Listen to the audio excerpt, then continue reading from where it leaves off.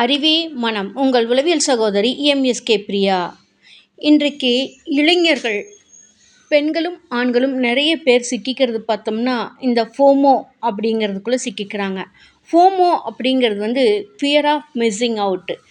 அதாவது எதையோ ஒன்று தொலைத்துட்டு எதையோ ஒன்று தேடிக்கிட்டு அதுக்குள்ளே ட்ராவல் பண்ணிகிட்டே இருக்கிறது.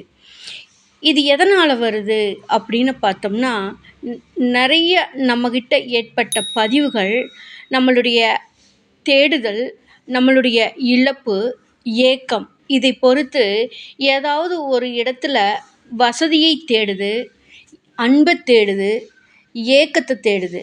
அதே மாதிரி பொருளாதாரத்தில் உயரணும்னு தேடுது, மற்றவர்கள் போல் இல்லைன்னு தேடுது.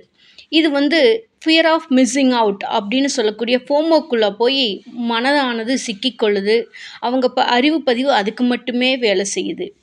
அப்போ இது எதனால் வருது, இதுக்கு உளவியல் காரணங்கள் என்ன அப்படின்னு பார்த்தோம்னா, இந்த ஃபோமோ அப்படிங்கிறது அன்றைய காலகட்டத்தில் பொழுதுபோக்குக்கு எதுவுமே இல்லை, மனித தொடர்பு மட்டும்தான் இருந்தது.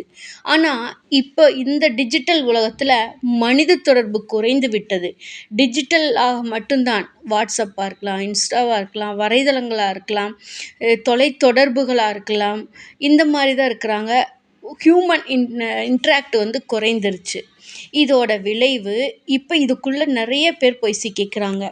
தன்னோட தேவை, தன்னோட ஆசை, தன்னோட இழப்பு, தன்னுடைய வேதனை, தன்னுடைய துக்கம், தனக்கு சொல்ல முடியாதவை, தனக்கு சொல்ல தோணுதவை, இது அனைத்துமே சமூக வலைதளங்களில் தேடுறாங்க.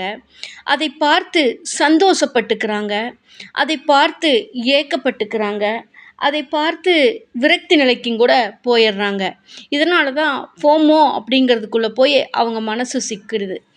எப்படியெல்லாம் அவங்க மனசு அதுக்குள்ளே சிக்குதுன்னு பார்த்தோம்னா, இப்போ நிறைய பழக்கங்கள், அதாவது கம்பேரிஷன் பார்க்குறதுல போய் சிக்கிக்கும். தனக்கு ஒரு தேவை, ஒரு ஆசை ஒன்று இருக்குதுன்னா, இது யாருக்கு இருக்குது, எப்படி இருக்குதுன்னு சொல்லி கம்பேர் பண்ணுது.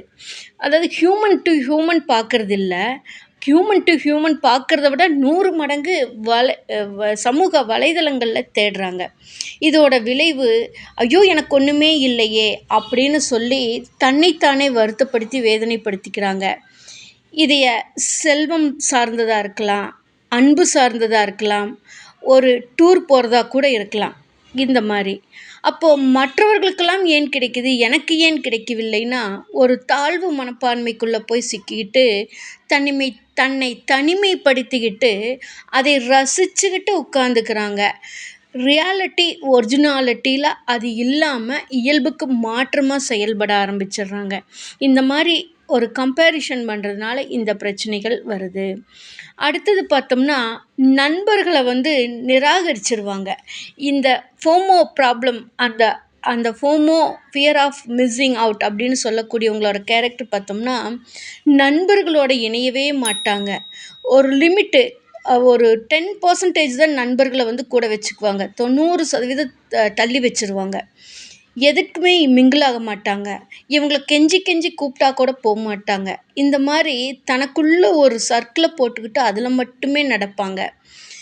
ஏதாவது சொன்னால் கூட எனக்கு அழைப்பு வரல அதனால் வரலன்றுவாங்க. இன்னமும் சொன்னால், அவன் கூப்பிட்டா நான் போயிடணுமா, இதெல்லாம் எனக்கு பிடிக்காது, இதெல்லாம் எனக்கு தெரியாதுன்றுவாங்க. இன்னமும் விளக்கமாக சொல்லணும்னா,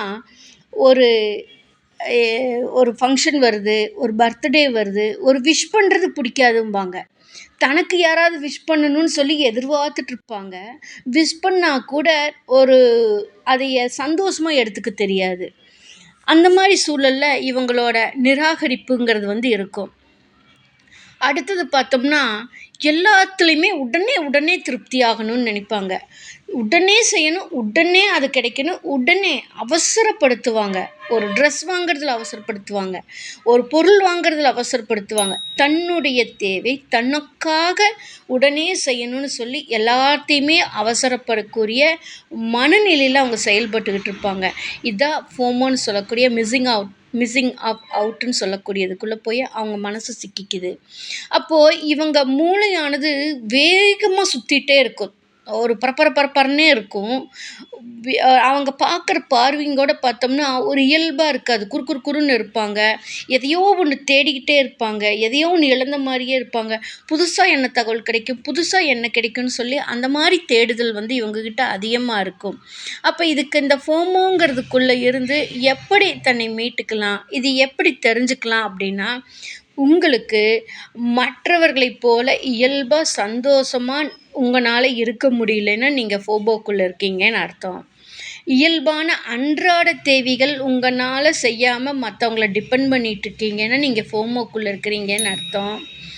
அடுத்தது, உங்களுடைய சந்தோஷம், துக்கம் இது எல்லாமே நீங்களே ஒரு வரைதளத்தை போட்டுக்கிட்டு அதுக்குள்ள சுழண்டுகிட்டு இருக்கிறீங்கன்னா, நீங்க இதுல சிக்கிட்டு இருக்கிறீங்கன்னு அர்த்தம்.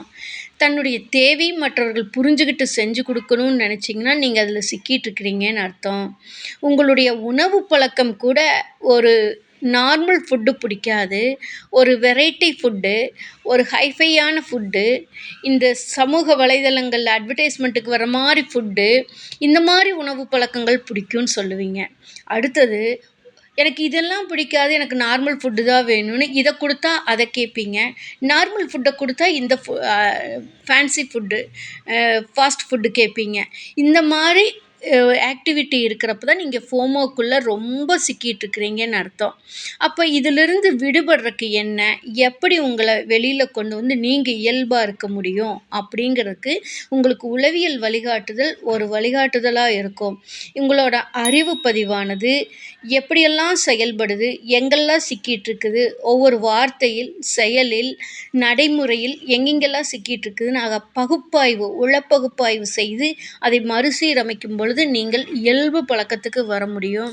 அதே மாரி இவங்க இயல்புக்கு மாற்றமா மட்டும் தான் செயல்பட்டுட்டு இருப்பாங்க. மத்தவங்க கிட்டேருந்து வித்தியாசப்படுத்திட்டு தான் இருப்பாங்க.